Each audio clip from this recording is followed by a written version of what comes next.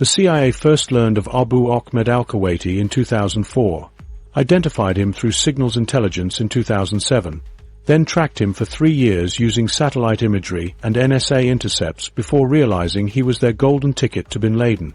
This courier had been carrying messages to and from the Al-Qaeda leader, but he was exceptionally careful. He never used phones near his home, drove different routes each time, and changed vehicles regularly. Intelligence officers watched him buy groceries, visit relatives, and live what appeared to be an ordinary life in Pakistan. What they didn't know was that every few weeks, he disappeared behind the walls of a mysterious compound where the world's most wanted man was hiding in plain sight. But to understand why this decade-long manhunt consumed American intelligence agencies, we need to examine the true scope of what bin Laden had unleashed. The updated toll of September 11th. The full scope of destruction reveals itself through numbers that continue growing more than 2 decades later. Nearly 3,000 people were killed on September 11th, with thousands more dying later from 9/11-related illnesses, as the World Trade Center Health Registry documents an expanding circle of casualties. These numbers climb each month as more first responders, survivors, and area residents succumb to cancers, respiratory diseases, and other conditions caused by exposure to the toxic dust cloud that engulfed lower Manhattan. The latest medical studies reveal health impacts that remained hidden for years after the attacks. Among the 91,000 first responders and survivors enrolled in the World Trade Center Health Program, more than 28,000 have developed serious illnesses directly attributed to their 9/11 exposure. Over 1,400 9/11 first responders have died due to ground zero toxins, according to FDNY data. The toxic mixture of pulverized concrete, asbestos, lead paint, jet fuel, and human remains created a perfect storm of carcinogens that medical experts are still studying today. Ground zero cleanup workers, who spent months sifting through debris, have suffered some of the most severe health consequences. Many developed a condition doctors now call World Trade Center cough within weeks of exposure, which has progressed into chronic obstructive pulmonary disease and pulmonary fibrosis in thousands of cases. The dust contained more than 400 different toxic substances, including benzene, dioxins, and microscopic glass particles that lodged permanently in lung tissue. Researchers estimate that exposure to this toxic mixture was equivalent to smoking a pack of cigarettes daily for several months. The economic calculations have been revised dramatically as economists factor in decades of ongoing costs. The initial estimates of direct economic damage now pale compared to the total financial impact, with an estimated $7 to $8 trillion spent on post-9/11 wars, according to the Costs of War project. The September 11th Victim Compensation Fund has paid out $8.95 billion to families and survivors, but this represents only a fraction of the total economic burden. Healthcare costs alone have consumed more than $47 billion through various federal programs designed to treat 9/11-related illnesses. The James Zadroga 9/11 Health and Compensation Act, renewed multiple times since 2010, now provides coverage through 2090 to account for the extended latency period of many cancers and diseases.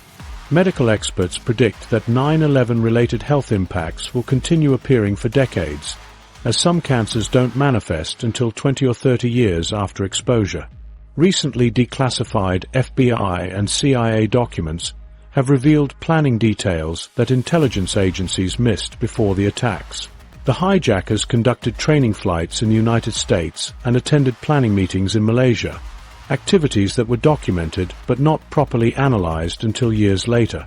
These surveillance activities were captured on airport security cameras but weren't connected to form a complete picture of the emerging threat. The psychological trauma has been measured through longitudinal studies that track mental health impacts across different populations. The National Center for PTSD has documented elevated rates of anxiety, depression, and post-traumatic stress disorder among people who lived or worked near Ground Zero, even if they weren't directly involved in rescue operations.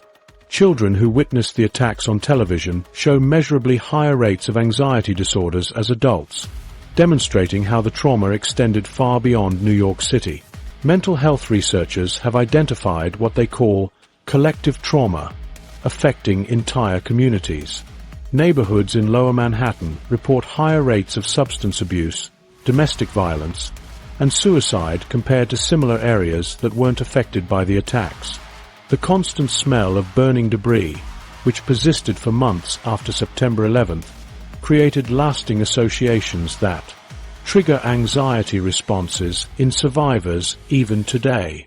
Many first responders struggle with survivor guilt, knowing that 343 of their fellow firefighters and 72 police officers never made it home. The global ripple effects have reshaped international relations in ways that continue influencing world politics today. The attacks triggered NATO's Article 5 for the first time in the alliance's history, creating military commitments that lasted 2 decades in Afghanistan. The subsequent wars in Iraq and Afghanistan resulted in over 900,000 deaths, according to the Watson Institute's Costs of War project. These military interventions destabilized entire regions and created refugee crises that still affect European and Middle Eastern politics. Immigration and border security policies implemented after September 11th have processed more than 2.1 billion travelers through enhanced screening procedures since 2001. The Department of Homeland Security has spent $791 billion on various security programs, fundamentally changing how Americans travel, work in federal buildings, and interact with law enforcement. These security measures have prevented numerous terrorist plots, but have also raised ongoing debates about privacy rights and government surveillance powers. International cooperation in counterterrorism has created new intelligence-sharing partnerships between 76 countries, leading to the disruption of more than 3,400 terrorist plots worldwide since 2001. However, these same security relationships have complicated diplomatic relations, as revelations about surveillance programs have strained alliances with traditional partners. The balance between security and civil liberties remains contentious in democratic societies around the world. Understanding the full magnitude of September 11th's impact explains why capturing Osama bin Laden became far more than a simple matter of justice. Each new study revealing additional health consequences, each family receiving a late-onset cancer diagnosis, each $1 billion spent on ongoing medical care and security measures reinforced the urgency of the manhunt. The attacks weren't just a single day of violence, but an ongoing catastrophe that continued claiming lives and consuming resources year after year. The expanding circle of victims and the mounting costs transformed bin Laden from a terrorist leader into the architect of America's most expensive disaster. Every policy change, every security checkpoint, every medical treatment for a sick first responder connected back to his decision to attack the United States. This growing awareness of September 11th's true scope would drive intelligence agencies to pursue him with unprecedented resources and determination. But first they had to confront the shocking reality of how their own failures had made the attacks possible. The intelligence revolution born from failure. The FBI had identified 2 of the 9/11 hijackers, Khalid al-Midhar and Nawaf al-Hazmi, as suspected terrorists in August 2001, but failed to locate them before they boarded American Airlines Flight 77. The CIA had tracked these men since a January 2000 Al-Qaeda meeting in Malaysia, but never shared this information with domestic law enforcement agencies. Immigration records showed al-Midhar had entered the United States multiple times using his real name, while al-Hazmi lived openly in San Diego for nearly 2 years. The 2 agencies operated under legal restrictions that prevented intelligence sharing, creating blind spots that the hijackers exploited perfectly.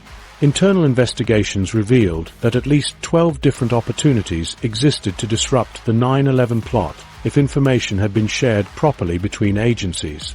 The CIA knew about the Malaysia meeting, the FBI had reports about suspicious flight training, the NSA had intercepted communications mentioning an upcoming attack, and immigration officials had flagged visa irregularities. Each agency possessed pieces of the puzzle, but none could see the complete picture. This compartmentalization, originally designed to protect sources and methods, had become a fatal weakness that allowed 19 men to coordinate the deadliest terrorist attack in American history. Congress responded by creating the Department of Homeland Security in November 2002, consolidating 22 federal agencies with 180,000 employees under a single cabinet-level department. The Transportation Security Administration absorbed airport security from private contractors. The Coast Guard moved from the Department of Transportation, the Secret Service transferred from Treasury, and Immigration and Naturalization split into separate enforcement and services bureaus. FEMA, which had operated independently since 1979, became part of the new department along with the Federal Protective Service, Customs Service, and Border Patrol. This massive reorganization directly impacted the bin Laden manhunt by creating new information-sharing mechanisms between agencies that had previously operated in isolation. The Terrorist Screening Database, launched in 2003, combined watch lists from the FBI, CIA, State Department, and other agencies into a single system accessible to airport security, border agents, and local police. For the first time, a suspicious financial transaction flagged by Treasury analysts could immediately alert CIA operatives tracking the same individual overseas. The creation of fusion centers in major cities allowed federal agencies to share intelligence with state and local law enforcement in real time. These centers proved crucial in tracking potential bin Laden associates who might seek medical treatment, send money transfers, or make contact with family members in the United States. When Pakistani intelligence provided tips about suspicious individuals, federal agents could now coordinate with local police departments to conduct surveillance or make arrests within hours rather than weeks. The USA Patriot Act, passed just 6 weeks after September 11th, expanded surveillance authorities that became essential tools in the bin Laden hunt. Section 215 allowed the FBI to obtain business records from telecommunications companies, banks, and internet service providers without showing probable cause of criminal activity. This authority enabled investigators to map the financial networks that supported Al-Qaeda operations and identify previously unknown associates of bin Laden's inner circle. The Foreign Intelligence Surveillance Act received significant amendments that allowed intelligence agencies to monitor electronic communications between the United States and foreign countries with reduced judicial oversight. These expanded powers proved particularly valuable when tracking couriers and financial operatives who maintained contact with bin Laden's hideout. Previously, each international phone call or email required individual court approval, creating delays that often rendered intelligence worthless in fast-moving operations. National security letters became a powerful tool for gathering information about suspected terrorists without alerting targets to ongoing investigations. FBI agents could now compel banks, phone companies, and internet providers to turn over customer records simply by asserting the information was relevant to national security. Between 2003 and 2011, the FBI issued more than 192,000 national security letters, many related to tracking bin Laden's network and identifying potential threats to Homeland security. The CIA and NSA began unprecedented cooperation after decades of bureaucratic rivalry and legal restrictions. The two agencies established joint task forces focused specifically on high-value targets like bin Laden, sharing personnel, resources, and intelligence in ways that would have been impossible before September 11th. CIA operatives gained access to NSA's global communications intercepts, while NSA analysts received CIA human intelligence reports that provided context for electronic surveillance. This collaboration proved essential when tracking Abu Ahmed al-Kuwaiti, bin Laden's primary courier. NSA intercepts identified suspicious communication patterns, while CIA sources provided details about al-Kuwaiti's role in the Al-Qaeda network. The agencies worked together to monitor his movements across Pakistan, eventually leading to the Abbottabad compound. Without the post-9/11 intelligence reforms, this level of coordination would have been legally and bureaucratically impossible. The failure at Tora in December 2001 exposed critical weaknesses in special operations planning and intelligence coordination. Requests to seal escape routes with U.S. troops were denied, leaving tribal proxies who sometimes switched sides when paid. Afghan warlords were paid to block exits, but lack of enforcement let bin Laden slip away. The Tora Bora outcome led to the creation of JSOSA Joint Task Forces and new Special Operations Authority. Enhanced interrogation techniques applied to captured Al-Qaeda operatives provided controversial but significant intelligence about bin Laden's Courier network. Khalid Sheikh Mohammed, the 9/11 mastermind captured in 2003, revealed details about Al-Qaeda's communication methods under harsh questioning. Abu Faraj al-Libi, arrested in 2005, provided information about courier identities that proved crucial in later tracking efforts. While these techniques remain legally and ethically disputed, they contributed intelligence that helped identify key figures in bin Laden's support network. The institutional changes implemented after September 11 created an intelligence apparatus specifically designed to track elusive targets like bin Laden across international boundaries. Information that once took weeks to share between agencies now moved in real time through secure networks. Local police officers had access to terrorist watch lists, while CIA operatives could request immediate surveillance of suspicious individuals anywhere in the United States.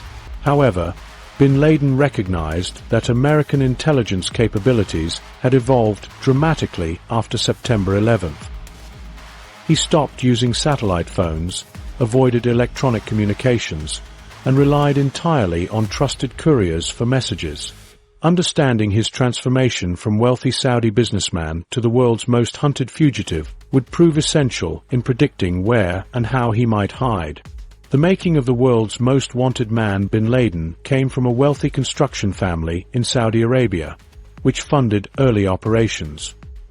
His father Mohammed bin Laden had built a construction empire worth billions through exclusive contracts with the Saudi royal family, and when Osama inherited approximately $25 million after his father's death in 1967, he gained access to far more than money. The family business maintained offices across the Middle East with established relationships among government officials, military contractors, and religious institutions throughout the region. These connections would prove invaluable when he later needed to move money, purchase weapons, and recruit fighters. He adopted radical jihadist ideas in his 20s and used family wealth to finance mujahideen in Afghanistan. When Soviet forces invaded Afghanistan in December 1979, bin Laden saw an opportunity to transform his beliefs into action. He arrived in Pakistan in 1980, initially working to establish the Maktab al-Khidmat, which recruited Arab volunteers to fight alongside Afghan mujahideen. His construction expertise became his greatest asset as he built training camps, weapons storage facilities, and mountain hideouts for Arab fighters. His engineers carved elaborate cave complexes into the mountains near the Pakistani border, creating fortified positions that could withstand Soviet bombing campaigns. The Soviet-Afghan War taught bin Laden crucial lessons about asymmetric warfare that he would later apply against American forces. He learned how small groups of dedicated fighters could defeat a technologically superior enemy through patience, mobility, and knowledge of local terrain. He observed how effective propaganda could inspire international support and recruit new fighters. Most importantly, he discovered that targeting enemy morale and economic resources could be more effective than direct military confrontation. The Mujahideen victory over the Soviet Union convinced him that similar tactics could succeed against other superpowers. His relationship with the Saudi royal family deteriorated after Iraq invaded Kuwait in August 1990. When King Fahd invited American troops to defend Saudi Arabia, bin Laden offered to mobilize his Arab-Afghan veterans instead. He argued that stationing non-Muslim forces near Islam's holiest sites violated religious law and would provoke widespread anger throughout the Muslim world. The royal family rejected his proposal and accepted American military protection, a decision that bin Laden viewed as betrayal of Islamic principles. His public criticism of this policy led to government surveillance and eventual exile. Saudi authorities stripped bin Laden of his citizenship in 1994 after he continued attacking government policies from his base in Sudan. The royal family also froze his access to family business accounts and pressured other wealthy Saudis to stop funding his activities. This financial pressure forced him to become more creative about raising money through criminal enterprises, charitable front organizations, and sympathetic businessmen across the Middle East. His exile from Saudi Arabia transformed him from a domestic critic into an international terrorist leader with nothing left to lose. Sudan provided bin Laden with a perfect environment to build Al-Qaeda's international network between 1991 and 1996. The government welcomed him as a wealthy investor who could help develop the country's infrastructure. Bin Laden established legitimate businesses including construction companies, agricultural farms, and import-export operations that generated profits while providing cover for terrorist activities. His construction company built roads and airports that improved his ability to move fighters and weapons throughout the region. His agricultural operations in eastern Sudan became training camps where recruits learned bomb-making, weapons handling, and operational security.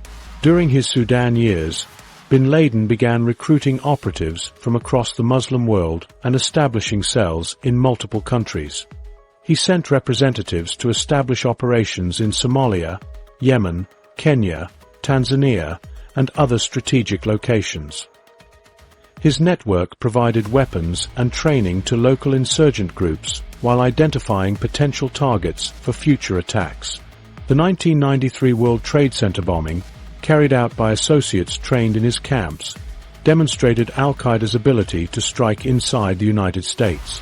International pressure forced Sudan to expel bin Laden in May 1996, leading to his fateful decision to return to Afghanistan. The Taliban leadership, grateful for his financial support during their rise to power, provided him with protection in exchange for continued funding and military assistance. Bin Laden established new training camps in remote provinces and began planning more ambitious attacks against American interests worldwide.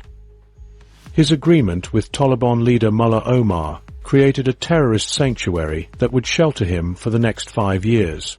The 1998 embassy bombings in Kenya and Tanzania marked bin Laden's emergence as America's primary terrorist threat. His operatives spent months conducting surveillance of both targets, identifying security weaknesses and planning coordinated truck bomb attacks. The simultaneous explosions killed 224 people and wounded more than 4,000 others, demonstrating Al-Qaeda's capability to execute complex international operations. These bombings prompted the first serious American efforts to capture or kill bin Laden.